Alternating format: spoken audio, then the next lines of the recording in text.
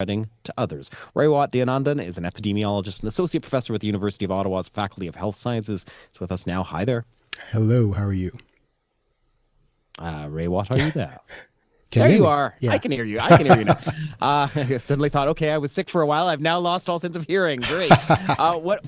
Why are we seeing flu season coming a bit earlier this year? Do you It think? could be any number of things, but one driving factor might be this new subclade, as they call it, of H3N2 that we did not see in the southern hemisphere, and that seems to be driving a lot more cases right now. So whatever the cause, it's a big deal. As you noted, CHIO was seeing like a 30% rise in cases compared to last year. We've already seen deaths across the country, and buckle in, there's going to be a lot more. So I think there's a rallying cry for people to get their stuff together, get vaccinated, and start protecting themselves. But I think there is also the concern right now when we heard reports that the latest evolving flu strain is a mismatch for this year's Yeah. vaccine. Is that a reason why also we're seeing more people getting sick right now? We're seeing people getting sick because they're not getting vaccinated. That's a big part of it. I mean, last year, only about 33% of adults got the flu vaccine, 63% of seniors who really need it. And this year is going to be lower because of ongoing anti-vax sentiment and this new narrative that there's a mismatch between the current vaccine and the circulating strains. And there might be a slight mismatch. And I would estimate, again, don't quote me on this, but I'm pulling this out of an orifice, 30% efficacy this year, possibly. Last year it was 43%. But 30% is more than enough to keep you out of the hospital. So people should definitely get the flu vaccine, even if there's a mismatch, because it will still prevent the most serious illnesses, and that will prevent you going to the hospital and going to the morgue. Can you just emphasize that again? Because I think that's what some people think. Well, wait a minute, I took the vaccine and someone in my family still got sick.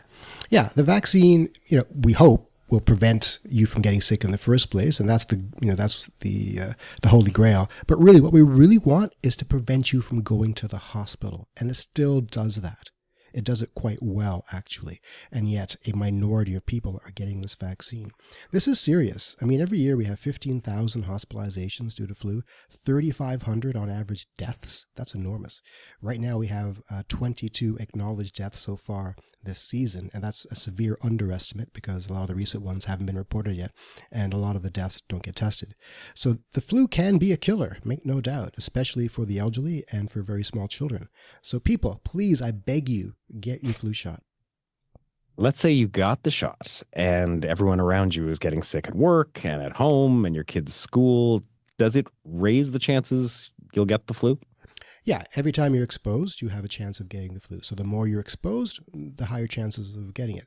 The flu shot is by no means a panacea, a perfect protection against getting the flu. It is a very good protection against having serious symptoms. Other things you can do. Unlike COVID, the flu does not have as strong an airborne component. COVID is mostly airborne. The flu has an airborne component, also a droplet component. So if someone's coughing directly in front of you, get out of the way. So wearing a mask will help in that sense. But also, flu has a fomite component. That's when you cough on your hand, you touch a doorknob, and somebody else touches that doorknob and touches their face. So let's wash our hands a lot this season, and that will help a great deal in minimizing your chance of getting sick. And wipe down doorknobs. That too, yeah. We have one producer here whose kids share a room and they split up the kids so they aren't sleeping in the same space when one gets sick. Does that help at all? Like, are there other ways to prevent others in the household from getting sick? That definitely helps because, again, the flu having a predominantly droplet and fomite transmission route, if you can stay 6 or 7 feet away from that person, that's going to help a lot, and not touch their stuff. That's going to help, and wash your hands a lot. It isn't perfect, but this is all about probability. It will reduce the probability of infection. And also, if your kid is sick, try to keep them out of school. And if you're sick, try not to go to work. I know it's not easy for everybody, but we try the best we can. And then the question is always, when do you return to work or school? Our morning show, Ottawa Morning, spoke to CHIO's Senior Vice President of Clinical Services this morning. This was the advice she had. Essentially, when your symptoms are finished, so when the cough will linger on, but when you're about 24 hours after fever, then you're likely no longer contagious. But there is a real mix of viruses right now. So really, our overwhelming advice is if you're sick, stay home. Ideally, how long would you say to stay home for? Well, peak infectiousness, that's when you have the highest viral load. That's like day 1 to 3 after you first having symptoms. So on day 4 to 7, your shedding declines. You can still transmit it. All these are averages, right? So I would say if you haven't got symptoms and it's been 2 or 3 days since you started having symptoms, you're probably good to go.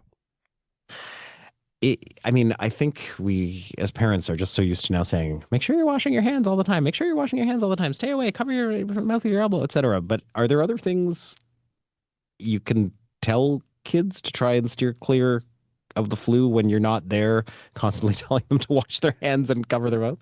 Well, you can tell them don't touch their eyes if possible. That's a big deal. I saw my Yep. kid touching his eyes earlier today in school. I thought, oh man, here we go. You can tell them if their friends are coughing, maybe keep your distance. Don't be rude about it, but try to stay away to some extent. And if you're having some symptoms, tell you right away, tell the parents right away, and maybe consider staying home.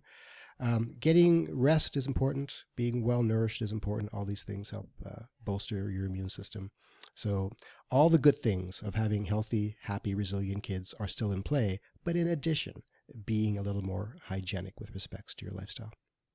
And I know there's always these jokes about, oh, kids, the ultimate germ factories, they're always bringing sickness home. But how should parents try to stay healthy when you've got kids in the house who are exposed to this all the time? I mean, adults are also exposed to this all the time at work if you're in an environment that where you're working closely with people. But with kids, it just seems to be a grander petri dish.